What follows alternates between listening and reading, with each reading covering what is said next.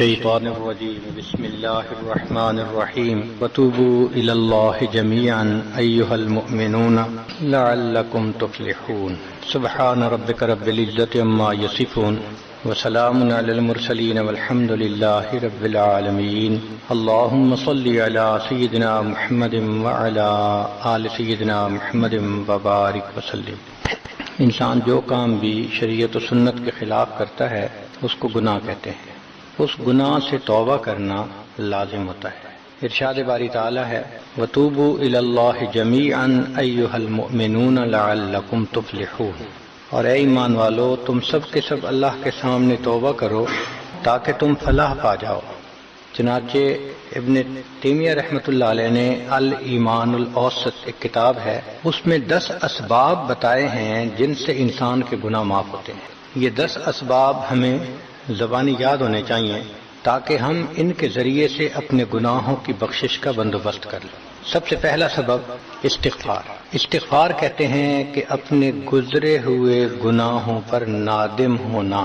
شریعت نے کہا الندم توبۃ، ندامت یہ توبہ ہے، اور حدیث مبارکہ میں ہے کہ قیامت کے دن سب سے زیادہ خوش انسان وہ ہوگا من وجد فی صحیفتہ استغفارا کثیرا، جس کے نام اعمال میں کثرت کے ساتھ استغفار لکھا ہوا ہوگا۔ تو ہمیں کثرت سے استغفار پڑھنا چاہیے۔ چنانچہ ایک شخص حضرت حسن اللہ عنہ کے پاس آیا، حضرت بہت گناہگار ہوں، کوئی عمل بتائیں۔ فرمایا استغفار پڑھو۔ ایک اور آدمی آیا، حضرت بارش نہیں ہو رہی، کوئی عمل بتائیں۔ فرمایا استغفار پڑھو۔ پھر ایک آدمی آیا کہ حضرت بہت قرضہ چڑھ گیا، دعا کریں کہ کوئی اسباب بن جائیں رزق کے، مال کے، تاکہ قرضہ اتر جائے۔ فرمایا استغفار پڑھو۔ پھر ایک شخص آیا کہ حضرت دعا کریں اللہ مجھے بیٹا دے دے۔ فرمایا استغفار کرو۔ ایک آدمی آیا میرا باغ ہے، دعا کریں کہ میرا پھل زیادہ لگے۔ فرمایا استغفار کرو۔ ایک آدمی آیا میری کھیتی باڑی کی زمین ہے، دعا کریں پانی اندر سے نکل آئے۔ فرمایا استغفار کرو۔ اب سننے والا حیران کہ مختلف لوگ مختلف ضروریات آ کر بیان کرتے رہے، سب کے لیے ایک ہی جواب۔ تو اس نے پوچھا کہ حضرت کیا مسئلہ؟ تو فرمایا کہ دیکھو یہ جواب میں نے اپنی طرف سے نہیں دیا، قرآن مجید سے دیا ہے۔ اللہ تعالیٰ ارشاد فرماتے ہیں قرآن مجید میں فَقُلْتُ اسْتَغْفِرُوا رَبَّكُمْ إِنَّهُ كَانَ غَفَّارًا۔ تو سب سے پہلے استغفار کرنے سے گناہوں کی بخشش ہوتی ہے۔ يُرْسِلِ السَّمَاءَ عَلَيْكُمْ مِدْرَارًا، تمہارے اوپر اللہ بارشیں برسائے گا۔ وَيُمْدِدْكُمْ بِأَمْوَالٍ، اللہ مال کے ذریعے تمہاری مدد کرے گا۔ وَبَنِينَ، اور بیٹوں کے ذریعے مدد کرے گا۔ وَيَجْعَلْ لَكُمْ جَنَّاتٍ، اور اللہ تعالیٰ تمہیں درختوں پہ پھل زیادہ عطا کرے گا۔ وَيَجْعَلْ لَكُمْ أَنْهَارًا، اور اللہ تعالیٰ تمہارے لیے زمین سے چشمے جاری فرما دے گا۔ آپ اگر غور کریں تو ہماری روزمرہ کی جو پریشانیاں ہیں وہ انہی میں سے ہیں۔ کوئی بیٹے کے لیے پریشان، کوئی کاروبار کے لیے پریشان، کوئی قرضوں کی وجہ سے پریشان۔ اس کا مطلب یہ ہے کہ اگر ہم استغفار کرنے کی عادت ڈال لیں تو ہمیں کسی اور عمل کی ضرورت ہی نہیں ہے، اور یہ عمل قرآن مجید میں بتایا گیا ہے، یہ پروردگار عالم کا کلام ہے۔ ہم استغفار کم کرتے ہیں، کم از کم 100 مرتبہ صبح اور شام استغفار کا کرنا معمول بنا لینا چاہیے۔ آپ لوگ ڈرائیو کرتے ہیں اپنے دفتر جاتے ہوئے تو راستے میں جو آدھا گھنٹہ لگتا ہے اس میں کیا کرنا ہوتا ہے؟ بعض لوگ نعت سن لیتے ہیں، تلاوت سن لیتے ہیں، وہ بھی عبادت ہے، لیکن اس سے زیادہ بہتر یہ ہے کہ انسان خود پڑھے کچھ۔ تو اگر اس دوران آپ استغفر اللہ ہی پڑھتے رہیں تو سینکڑوں دفعہ استغفار نامہ اعمال میں لکھا جائے گا، اور اگر پورا پڑھ لیں استغفر اللہ ربی من کل ذنب واتوب الیہ تو یہ سونے پہ سہاگے والی بات ہے۔ تو اپنے ٹائمنگز کو ایسے ایڈجسٹ کریں کہ اس میں درود استغفار کثرت کے ساتھ آپ پڑھ سکیں، کیونکہ حدیث پاک میں یہ فرمانا کہ قیامت کے دن وہ بندہ بہت خوش ہوگا جس کے نام اعمال میں استغفار زیادہ ہوگا۔ دوسرا سبب ہے توبہ۔ توبہ اور استغفار بہت قریب ہیں، ان میں لائن آف ڈیمارکیشن ڈالنا تھوڑا ڈیفیکلٹ ہے، مگر علماء نے لکھا ہے کہ استغفار پچھلے گناہوں پہ ریپینٹنس کو کہتے ہیں، اور توبہ آئندہ گناہوں کو کمٹ نہ کرنا، اس کی کمٹمنٹ کرنا، عزم کرنا، اس کو کہتے ہیں۔ توبہ عزم جازم، ایک عہد کرنا کہ میں نے آج کے بعد گناہ نہیں کرنا، یہ توبہ کہلاتا ہے۔ تو گویا توبہ کا تعلق آئندہ گناہ نہ کرنا، استغفار کا تعلق پاسٹ کے ساتھ ہے کہ میں نے جو کیا برا کیا، اللہ بس میری غلطی کو پلیز معاف کر دیں، اس کو استغفار کہتے ہیں۔ اور یہ استغفار کا حکم اللہ رب العزت نے اپنے حبیب صلی اللہ علیہ وسلم کو دیا، فسبح بحمد ربک واستغفرہ، حکم ہے، صیغہ ہے امر کا۔ اللہ کے محبوب صلی اللہ علیہ وسلم کو اگر یہ حکم ہے تو سوچئے پھر ہمیں استغفار کرنے کی کتنی ضرورت ہے۔ توبہ ہر بندے پہ کرنی ضروری، چنانچہ کافر ہے تو وہ کفر سے توبہ کر کے مسلمان بن جائے، مومن ہے گناہوں سے توبہ کر کے نیک بن جائے۔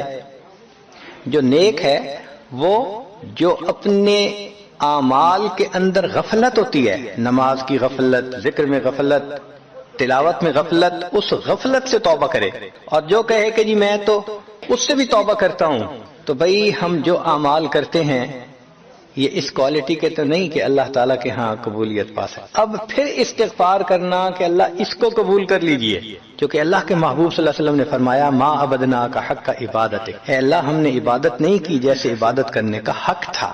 اگر سید الاولین والآخرین صلی اللہ علیہ وسلم یہ فرماتے ہیں، ہم کس کھیت کی گاجر مولی ہیں، ہماری عبادتیں کیا عبادتیں ہیں؟ تو استغفار کرنا، توبہ کرنا ہم میں سے ہر بندے پر لازم۔ تیسری چیز جس سے کہ گناہ معاف ہوتے ہیں، الحسنات الماحیہ، نیکیاں۔ جو انسان نیک اعمال کرتا ہے تو گناہ دھل جاتا ہے۔ نیک اعمال کی مثال صابن کی ہے، گناہوں کی مثال میل کی۔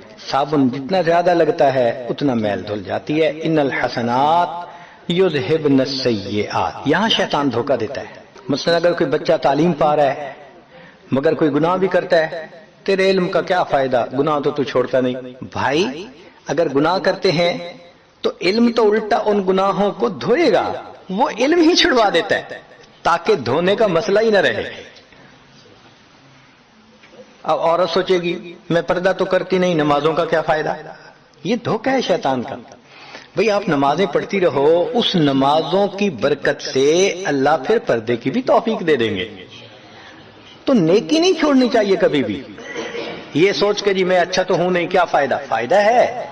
جب اللہ فرما رہے ہیں کہ نیکیاں گناہوں کو دھو دیتی ہیں، بھئی گناہ تو ہم چھوڑتے نہیں اور نیکی آرام سے چھوڑ دیتے ہیں، یہ کہاں کی لاجک ہے؟ تو اس لیے نیکی بھاگ بھاگ کے کرنی چاہیے۔ اگر گناہ ہیں تو نیکی اور زیادہ کریں تاکہ نیکی کی برکت سے گناہوں کی ظلمت ختم ہو جائے اور دھل جائے۔ حدیث پاک میں ہے بندہ گناہ کرتا ہے لکھ دیا جاتا ہے، دوسرا گناہ، تیسرا، 5 گناہ کرتا ہے، پھر اس کے بعد وہ ایک نیکی کرتا ہے تو نیکی والا فرشتہ کہتا ہے کہ دیکھو اللہ کے ہاں دستور ہے من جاء بالحسنۃ فلہ عشر امثالھا، اس کو 10 نیکیاں ملنی تھیں، تم نے 5 گناہ لکھے ہیں نا، اچھا تم 5 گناہ مٹا دو، میں نامہ اعمال میں 10 نیکیوں کی بجائے صرف 5 نیکیاں بیلنس وہ ڈال دیتا ہوں۔ چنانچہ 5 گناہ مٹا دیے جاتے ہیں، 5 نیکیاں نامہ اعمال میں لکھ دی جاتی ہیں۔ اس لیے خوب نیکی کرنی چاہیے تاکہ اللہ تعالیٰ گناہوں کی ظلمت سے ہمیں محفوظ فرما دے۔ چوتھی چیز جس سے کہ گناہ معاف ہوتے ہیں، دعاء المؤمنین للمؤمن، جو ایمان والے ایک دوسرے کے لیے دعائیں کرتے ہیں اس سے بھی گناہ معاف ہوتے ہیں۔ چنانچہ عمر لانو جا رہے تھے عمرے کے لیے، نبی علیہ السلام نے فرمایا اے بھائی ہمیں اپنی دعاؤں میں نہ بھولنا، تو نبی علیہ السلام نے امت کو تعلیم دی کہ ایک دوسرے کو دعاؤں کے لیے کہنا چاہیے۔ یہ بہت اچھی عادت ہے کہ جب کسی سے ملیں جی ہمیں اپنی دعاؤں میں یاد رکھیں، والدین کو کہنا، بڑوں کو کہنا، دوستوں کو کہنا، کیا معلوم کس کی مانگی ہوئی دعا کام آ جائے۔ اس دعا کا فائدہ ہوتا ہے نا، تبھی تو قرآن مجید میں دعا سکھائی گئی، ربنا اغفر لنا ولاخواننا الذین سبقونا بالایمان، اے اللہ جو ہم سے پہلے ایمان والے چلے گئے ان کی بھی مغفرت فرما دے۔ تو فائدہ ہوتا ہے تو قرآن نے دعا سکھائی ہے نا۔ تو ایمان والوں کی دعاؤں سے دوسرے ایمان والوں کو فائدہ ہوتا ہے۔ حدیث پاک میں ہے دوست کی دعا دوست کے پیٹھ پیچھے رد نہیں کی جاتی، کیوں؟ اس میں خلوص ہوتا ہے۔ تو اس لیے حدیث پاک میں ہے، مسلم شریف کی روایت ہے کہ اگر کوئی آدمی فوت ہو جائے اور 40 آدمی جنازہ پڑھ لیں جو ایمان والے ہوں، توحید والے ہوں، فرمایا ما من رجل مسلم یموت فیقوم علی جنازتہ 40 رجلا لا یشرکون باللہ شیئا الا شفعهم اللہ فیہ، اللہ 40 بندوں کی نماز جنازہ کو قبول کر کے میت کی مغفرت فرما دیتے ہیں۔ 5واں عمل ما یعمل للمیت من اعمال البر، ہم اپنے فوت شدہ لوگوں کے لیے جو نفل کے کوئی نیک کام کرتے ہیں اس سے بھی ان کے گناہ معاف ہوتے ہیں. مثلا صدقہ کر دیا، قرآن پاک پڑھا، ان کو بخش دیا، ان کی طرف سے عمرہ کیا، حج کیا، ان نفلی اعمال کا ثواب ان کو ملتا ہے. اس کی وجہ سے ان کے گناہوں کو معاف کر دیا جاتا ہے. چنانچہ حضرت شیخ الحدیث رحمۃ اللہ علیہ نے فضائل ذکر میں یا کسی اور کتاب میں واقعہ لکھا ہے کہ ایک اللہ والے تھے، قبرستان کے قریب سے جاتے ہوئے انہوں نے کچھ پڑھ کے قبرستان والوں کو بخش دیا. رات خواب دیکھا کہ وہی قبرستان والے ہیں اور ایک آدمی آتا ہے جیسے کوئی ڈاک تقسیم کرنے والا ڈاکیا ہوتا ہے، اور سب اس کی طرف بھاگ پڑتے ہیں جیسے ڈاک لینے کے لیے. ایک بندہ پیچھے آرام سے بیٹھا ہوتا ہے. وہ پوچھتا ہے کیا معاملہ؟ وہ کہتا ہے کہ یہ فرشتہ آیا ہے، روزانہ کی جو ڈاک آئی ہے نا نیکیوں کی، جو اولاد نے، رشتہ داروں نے، دوستوں نے کیے، لہذا وہ اعمال نیکیاں ملتی ہیں تو یہ سب لوگ جاتے ہیں کہ نیکیاں ملیں گی، ہمارا درجہ بڑھے گا. اس نے کہا کہ آپ کو ضرورت نہیں ہے. کہنے لگا ہاں میں لے لوں گا، مگر میرا ایک بیٹا ہے جسے میں نے قرآن پاک کا حافظ بنایا، اس کی دکان ہے، وہ سارا دن دکان پہ بیٹھا رہتا ہے اور ساتھ ساتھ قرآن پڑھتا رہتا ہے، تو مجھے اتنی نیکیاں مل جاتی ہیں کہ میں بعد میں لے لوں گا. اس نے کہا بیٹا کہاں؟ اس نے کہا فلاں جگہ دکان ہے. وہ اللہ والے جب وہاں گئے اگلے دن تو دیکھا کہ ایک نوجوان ہے اور وہ بیٹھا ہوا ہے. گاہک آتا ہے تو اس کو سودا بیچ دیتا ہے، جب گاہک کوئی نہیں ہوتا تو وہ قرآن پڑھنا شروع کر دیتا ہے. تو وہ سمجھ گیا کہ میرا خواب سچا تھا، اس بچے کے قرآن پڑھنے سے اس کے والد کو خوب بینیفٹ مل رہا ہے. کچھ عرصے کے بعد دوبارہ پھر اسی قبرستان کے قریب سے گزرے، پھر انہوں نے کچھ پڑھ کے بخش دیا. رات خواب میں دیکھا کہ اب جب تقسیم ہوا تو سب بھاگے تو وہ بندہ بھی بھاگا. انہوں نے کہا آپ بھی بھاگ رہے ہو؟ کہنے لگا ہاں میں اس لیے بھاگ رہا ہوں کہ میرا وہ بیٹا فوت ہو، اب مجھے قرآن پڑھ کے بخشنے والا کوئی ایسا ہے نہیں، تو جو عام ایمان والوں کا ثواب آتا ہے میں بھی اسی میں سے اپنا حصہ لینے کے لیے جا رہا ہوں. تو ایمان والوں کے ان اعمال کا ثواب بھی ملتا ہے، اور اصل میں یہ اسی بندے کا اپنا عمل ہوتا ہے. یہ ذہن میں رکھنا کہ جو ایمان والے پڑھ کے بخشتے ہیں نا، اس کا ثواب کیوں ملتا ہے؟ اس کا اپنا عمل. دیکھو اس نے نیکوں سے تعلق جوڑا. وہ بھی تو ہوتے ہیں جن کے مرنے کے بعد پیچھے ریچھ کتے کی لڑائی کرواتے ہیں، میلے لگواتے ہیں، موسیقی کی محفلیں ہوتی ہیں، وہ بھی تو ہوتے ہیں نا، تو ان کو کچھ نہیں ملتا. اس بندے نے نیکوں سے محبت کی، یہ اس کا اپنا عمل ہے، اس کی محبت کی وجہ سے اب یہ لوگ اس کو پڑھتے ہیں، اللہ اس کو ثواب پہنچا دیتے ہیں، تو اس کے اپنا عمل ہے اصل میں. چھٹی چیز جس کی وجہ سے گناہ معاف ہوتے ہیں، المصائب التی یکفر اللہ بها الخطایا فی الدنیا. دنیا میں انسان کو جو مشکلات، تکلیفیں، مصیبتیں پہنچتی ہیں ان کی وجہ سے گناہ معاف کر دیا جاتا ہے. کوئی مصیبت دنیا میں پہنچتی ہے گناہ معاف ہوتے ہیں. چنانچہ نبی علیہ السلام تشریف فرما تھے، چراغ بجھ گیا، نبی علیہ السلام نے فرمایا انا للہ و انا الیہ راجعون. ام المومنین عائشہ صدیقہ نے پوچھا اے اللہ کے حبیب صلی اللہ علیہ وسلم یہ تو پڑھتے ہیں جب کوئی آدمی فوت ہو جاتا ہے. فرمایا عائشہ مومن کو جو بھی دنیا میں تکلیف، غم پہنچتا ہے، اگر وہ اس کے اوپر انا للہ پڑھ لے اس کو ثواب ملتا ہے. تو سوچنے کی بات ہے، چراغ کے بجھنے پر اگر ثواب ملتا ہے تو کسی عزیز کی زندگی کا چراغ بجھ گیا اس پر کتنا ثواب ملے گا. اس لیے تکلیف آئے تو پریشان ہونے کی بات نہیں ہوتی، صبر کرنے کی بات ہوتی ہے. انسان بے صبری کے ذریعے خواہ مخواہ اس تکلیف پر ملنے والے ثواب سے اپنے آپ کو محروم کر دیتا ہے. بے صبری سے تکلیف ختم نہیں ہوتی، ثواب ملنا بند ہو جاتا ہے. تو بے صبری کا کیا فائدہ؟ اور ہو سکتا ہے کہ یہ مصیبت جو آئی یہ بندے نے خود مانگی ہو. یہ بھی عجیب بات ہے. آپ کہیں گے جی کوئی بندہ مصیبت تو نہیں مانگتا. ہاں ہو سکتا ہے مانگی ہو. کیسے؟ کہ دعا مانگی اللہ مجھے قیامت کے دن میرے محبوب صلی اللہ علیہ وسلم کے ہاتھوں حوض کوثر کا جام عطا کر دینا. اللہ نے دعا قبول کر لی. عمل تو ہے نہیں کہ یہ نعمت نصیب ہو. تو اب کیسے ملے گا؟ اللہ تعالیٰ بیماری، مصیبت، پریشانی کچھ اس کے اوپر بھیج دیتے ہیں. اگر یہ بندہ اس پر صبر کر لیتا ہے اس کو بہانہ بنا کر اللہ اس کو وہ نعمت عطا فرما دیتے ہیں. چنانچہ ایک بزرگ تھے، 70s میں تھے، بیوی بھی اسی طرح بہت نیک تھی. بیوی نے کہا کہ میرا بڑا دل چاہتا ہے کہ نبی علیہ الصلوۃ والسلام کا دیدار نصیب ہو، میں بڑا دروشی پڑھتی ہوں، نفل پڑھتی ہوں، مگر مجھے واضح زیارت نہیں ہوئی، آپ کو کوئی عمل آتا ہو تو بتا دیں۔ انہوں نے کہا عمل آتا ہے، کرو گی؟ کہا بالکل کروں گی۔ کہنے لگے اچھا جمعہ کا دن آ رہا ہے، خوب نہا دھو کے وہ جو دلہن والے کپڑے تھے نا تمہارے کناری والے گوٹے، وہ پہننا اور میک اپ کرنا، خوشبو لگانا، اور میں بس جمعہ پڑھ کے آؤں گا تو پھر ٹھیک ہے۔ اس نے کہا بہت اچھا۔ وہ اللہ کی بندی نہائی دھوئی دلہن کی طرح خوب تیار ہوئی، کپڑے دلہن والے پہنے۔ ان بزرگوں نے جمعہ کی نماز پڑھی تو ساتھ بھائی کا گھر تھا اس کی، یعنی ان کی بیوی کا، تو بیوی کے بھائی کے گھر چلے گئے، اس کو جا کے کہا میری عمر دیکھو اور آ کے اپنی بیوی بہن کی حالت دیکھو۔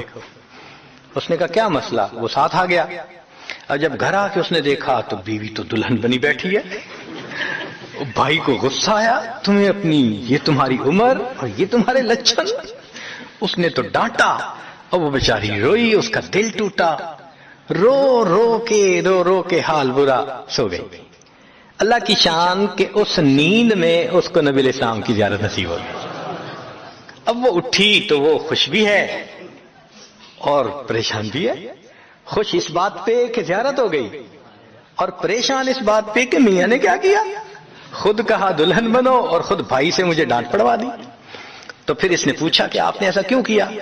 انہوں نے کہا دیکھو میں تمہاری زندگی کو قریب سے جانتا ہوں، میں نے تمہیں اتنا پیار محبت سے رکھا ہے کہ تمہیں زندگی کے کوئی تکلیف نہیں پہنچنے دی میں نے، تم نے عبادت کی انتہا کی ہے، مگر کچھ نعمتیں ہوتی ہیں جو دل ٹوٹنے پہ ملتی ہیں، تو تمہارا تو کبھی دل ٹوٹا نہیں، تو میں نے ایک بہانہ بنایا کہ تمہیں کہا دلہن بنو، بھائی کو شکایت لگا دی، اس نے ڈانٹ پلا دی، تمہارا دل ٹوٹا، اللہ کو رحم آ گیا، اللہ تعالیٰ ٹوٹے دلوں پر رحم فرما دیتے ہیں۔ تو ممکن ہے کہ یہ مصیبت، یہ پریشانی اللہ کی طرف سے ہمارے لیے انعام کا سبب بن کے آئی ہو۔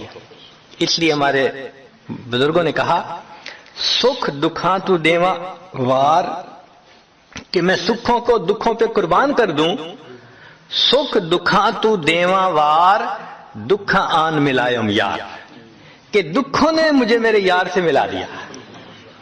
اللہ کو بڑا ترس آتا ہے اس بندے پر جس پر کوئی مصیبت آتی ہے، پریشانی آتی ہے۔ پھر ساتویں چیز جس سے کہ گناہ معاف ہوتے ہیں، ما یحصل فی القبر من الفتنۃ والزغطۃ والروع، قبر کے اندر انسان جب جائے گا تو اس کو وہاں پر زغط قبر پیش آئے گا، قبر دباتی ہے، اس قبر کے دبانے سے بھی گناہ معاف ہوتے ہیں،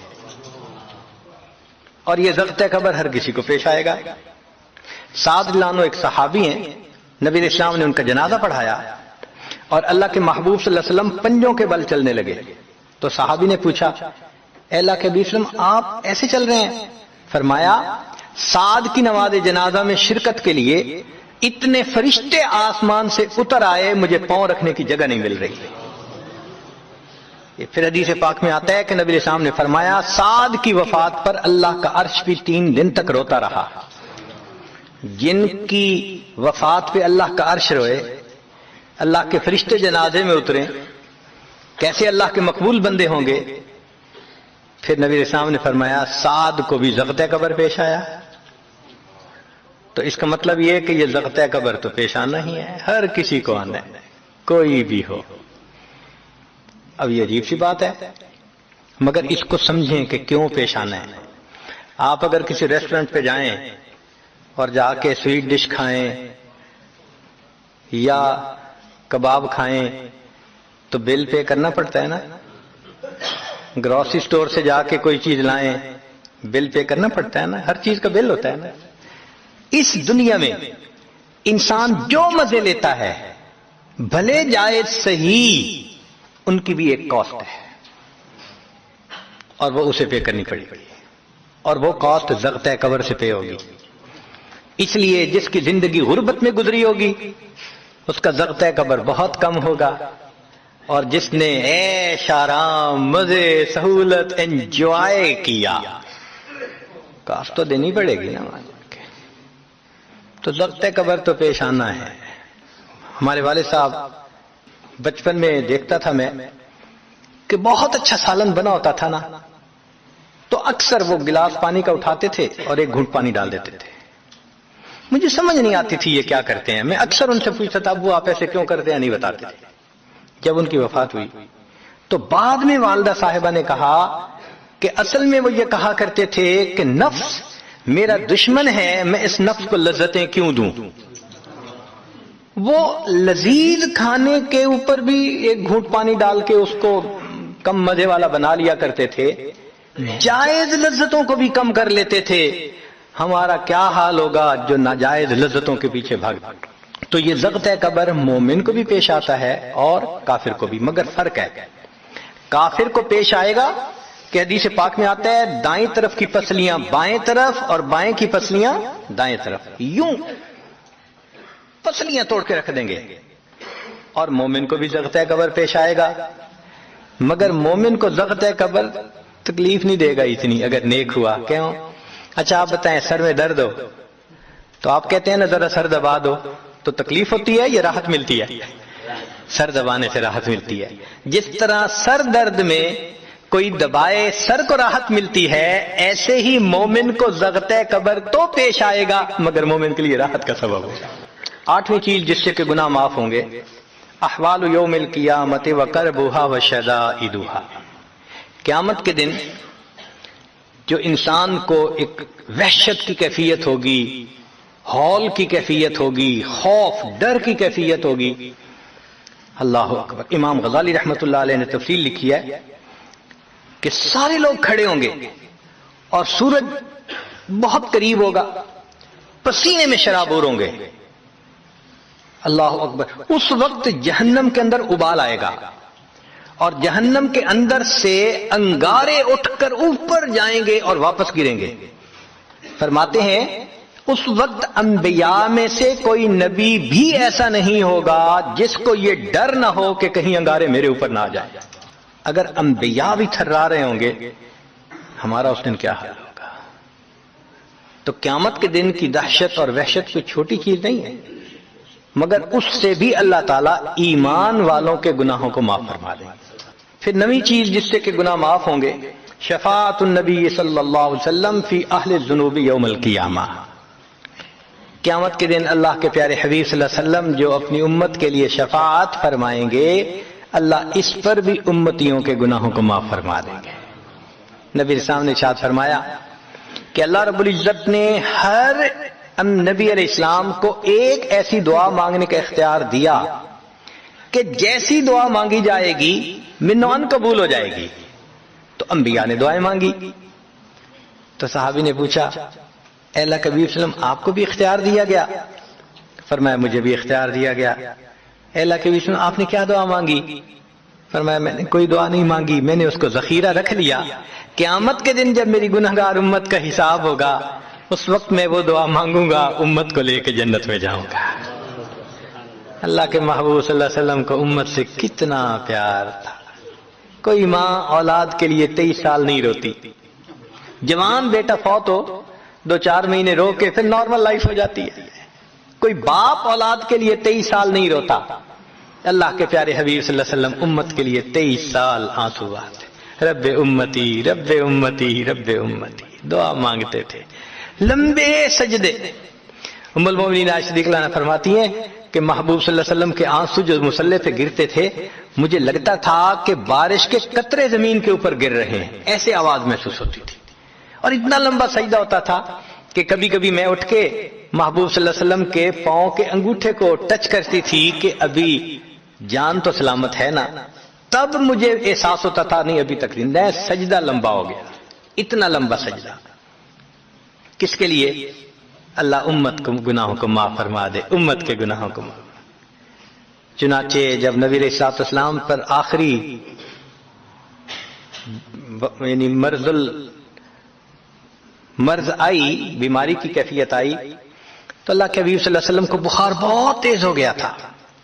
اور جو مسجد میں آخری مرتبہ لائے تھے تو 2 آدمی تھے, ایک ادھر تھا ایک ادھر تھا, اور اللہ کے حبیب صلی اللہ علیہ وسلم نے ان کا سہارا لیا تھا اور بہت مشکل سے چل کے تشریف لائے تھے. یہ آخری نماز تھی. پھر واپس تشریف لے گئے, بخار اور تیز ہو گیا. سیدہ عائشہ صدیقہ عنہا فرماتی ہیں کہ میں نے اوپر کپڑا سا ڈال دیا, کپڑے کے اوپر سے مجھے گرمی محسوس ہو رہی تھی. میں نے پانی کا ایک پیالہ پیش کیا، اللہ کے حبیب صلی اللہ علیہ وسلم پانی کے پیالے میں ہاتھ مبارک ڈالتے تھے اور اپنے چہرے پہ لے رہے تھے، اور جسم تھا کہ جیسے کوئی گرم چیز میں سے گرمی نکل رہی ہوتی ہے، اس طرح وہ بخار سے دہک رہا تھا۔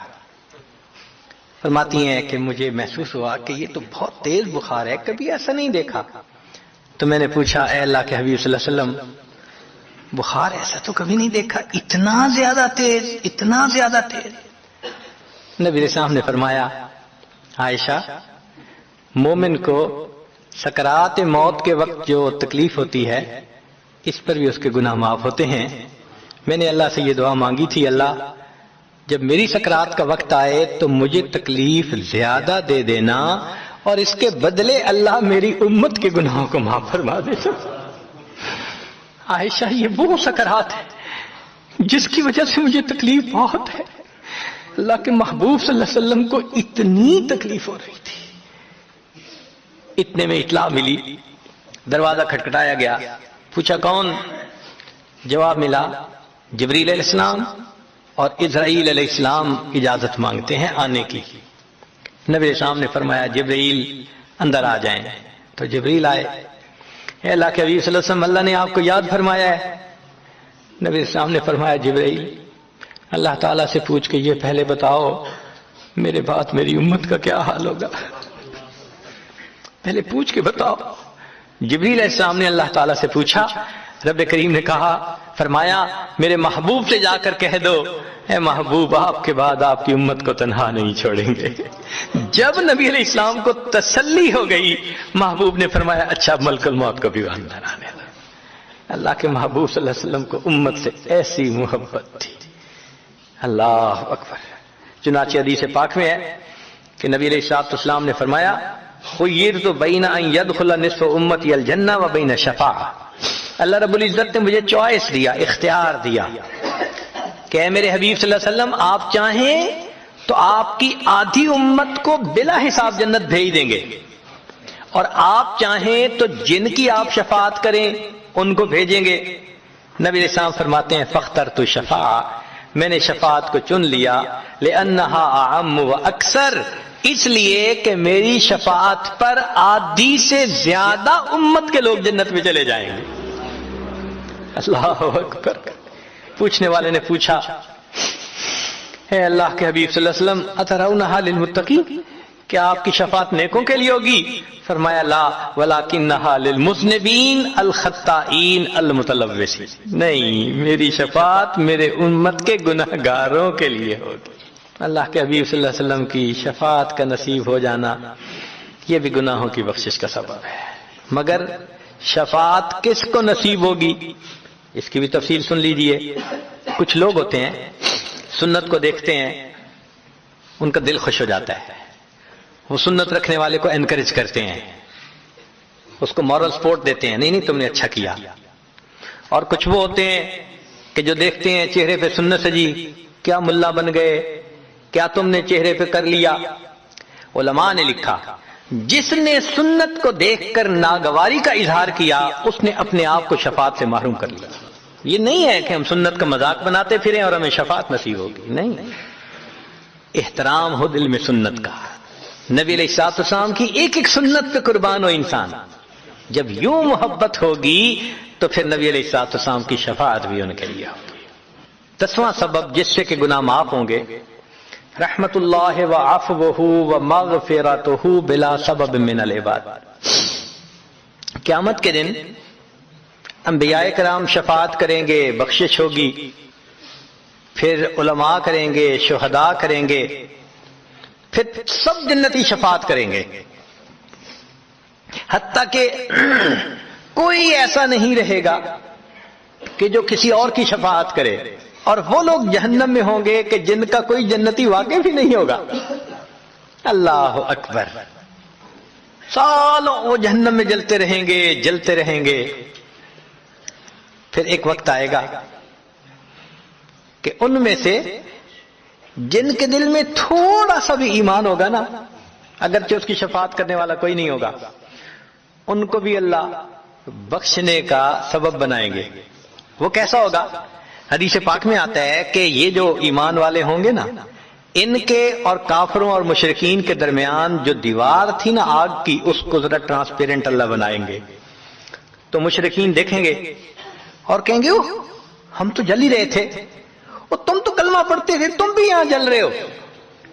تو وہ جب ان کو کلمے کا تانا دیں گے کہ تمہارا نام تو مسلمانوں والا تھا نا، تو اس وقت وہ جہنمی اللہ سے فریاد کریں گے، اللہ تیری توحید کا تانا دیتے ہیں، کہاں گیا تمہارا خدا، تم بھی ہمارے ساتھ جل رہے ہو.